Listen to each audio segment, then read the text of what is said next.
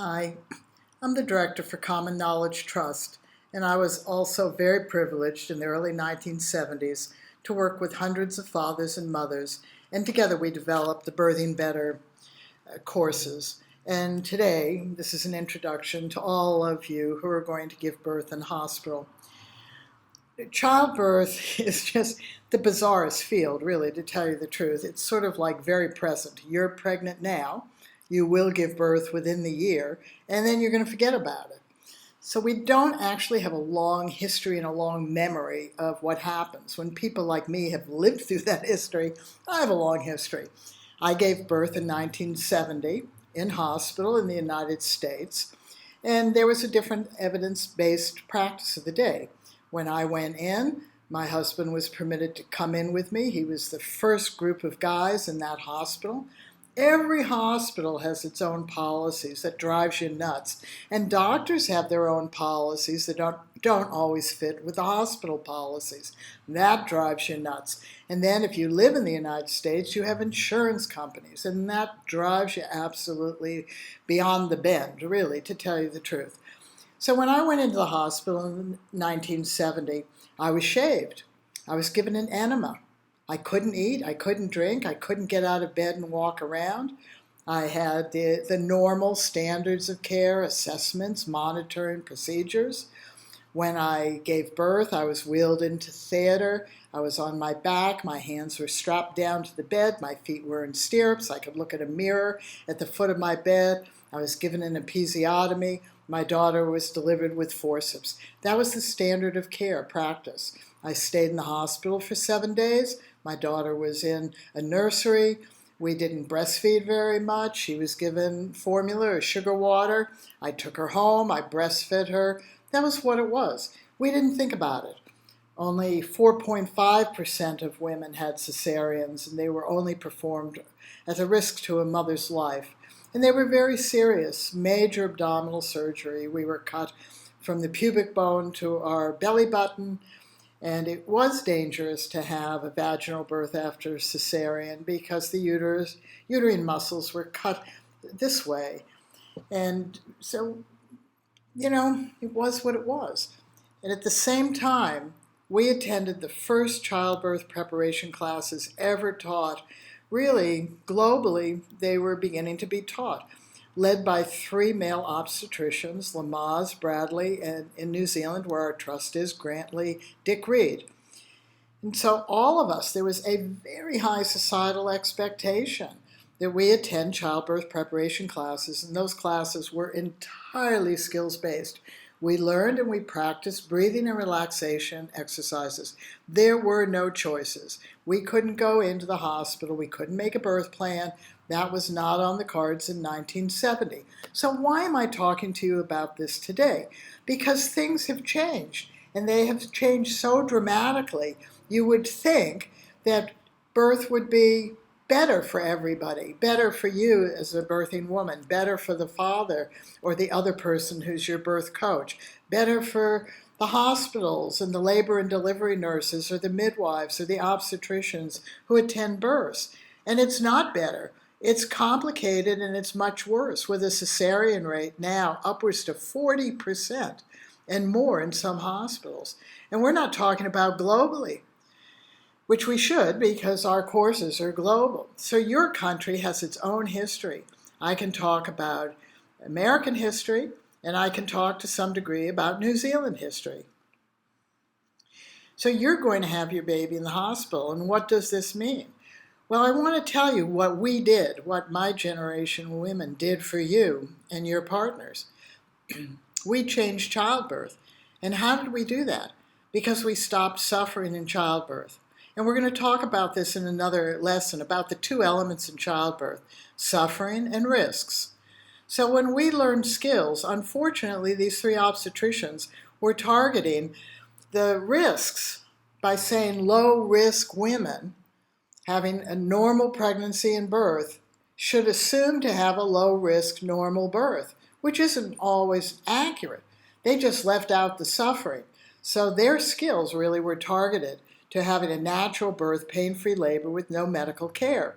Instead, they should have targeted all of us. 100% of pregnant women will give birth, and we can all use skills to cope better, manage, deal with, handle, work through, stay on top of, and feel in control. And when our husband or other person shares those skills, they can help us cope, manage, work through, deal with, handle, stay on top of, and feel in control. Even if there's lots of medical care, even if the outcome is tragic, even if we have lots of risks, if we use skills, we feel better about birth because we no longer suffer. And suffering never had to do with risks. It had to do with the fact that throughout history and time and place, women lacked skills to cope and manage, deal with, handle, work through, stay on top of, and feel in control. So this course is geared towards all of you who are going to give birth in the hospital, whether you want a natural hospital birth, whether you have risks or not, whether you like the hospital policies, whatever, whether you have wires and tubes coming out of every single hole in your body, whether you labor and give birth vaginally, whether you labor and have an unplanned or an emergency cesarean, or whether you have an elective or planned cesarean. You are going to have a baby. You got pregnant to have a baby. You didn't get pregnant to have a type of birth. And Birthing Better families developed skills for us, ourselves, for our pregnancy, for our birth, so that we could work through the activity of giving birth. You never know what your birth's going to be like. It's going to unfold the way it does. Birth is going to happen to you. It's an event. It's a big event. It's a life-transforming event. But it's an activity we do. We have to do it. Do it. And when you do it without skills, you don't do it as well as when you have skills. And when you have skills, you will always birth better. So we're going to talk to both mothers and fathers because Birthing Better was developed by both fathers and mothers. You have equally important roles. We, as birthing women, do the activity. We can't give it to somebody else. Nobody can do it for us. We can't take a break. We can't come back tomorrow. We're doing a one-off activity that's infrequent in our life, even though you might be having your 20th baby. You can't repeat it, and it leaves lifelong memories. Oh, for God's sakes, become skilled, right? And when people say to me, I don't have time, and I say to them, as the director of the trust, are you going to have time once your baby's born? To which they say, well, of course. Your baby's here. You're pregnant with your baby. Stop that. For goodness sakes. If you're going to have lifelong memories about a one-off, infrequent, can't-be replayed, life-transforming activity you have to do, damn it, become skilled to do it. And do it. Learn adaptable, adjustable, and sustainable skills. And you, as a father or other who's going to help, you got the short end of the stick. You were told to come in because we wanted you to help us to cope. And for a generation from the 60s and the 70s, you were called a birth coach. And you were given very specific skills to use to birth coach us to help us not suffering. Then in the beyond wisdom of the natural birth movement and famous authors, you were told you shouldn't coach women. Women shouldn't be told what to do. You should just support women's choices. And that has been nuts from the start. Look, if you're going to be in this baby's life, you're a human being. You want to be skilled. It's as simple as that. If you're going to be at a birth, you need to know how to help us, women, cope better. In the Birthing Better skills, you can also learn to help us prepare our body so that we can get this big object out of our body. And it was you, the guys, who really understood that giving birth is an exercise in plumbing. It's a big object that has to come out of a container, and the container needs to open up. So you helped me, and I, as a director of this trust, am passing on to you the skills that fathers and mothers developed so that we can prepare our body for birth. And I'm serious, do it from 24 weeks onward, and from 32 weeks onward, do the internal work.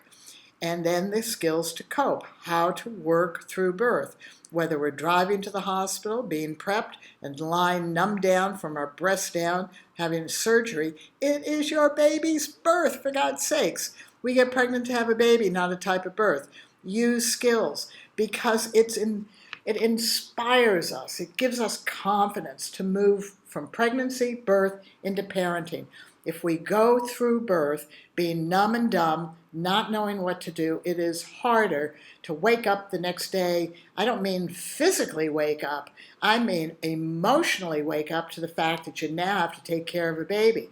If you lack skills in pregnancy and birth, it is harder to let your birth go. It is harder to come into the presence of having to take care of your baby.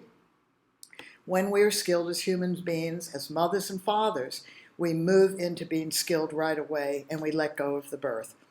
So follow us along. I will natter to you throughout all of these lessons.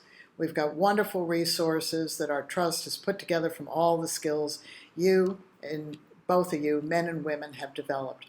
So looking forward to continuing this journey with you to a wonderful hospital birth, no matter where it is, no matter who's present, no matter your personal beliefs, your choices, your lack of choices, your change of choices, what happens to you or around you at the birth. Keep focused on one thing. This is your baby's birth. Use skills to work through the activity of birthing your baby and do it together.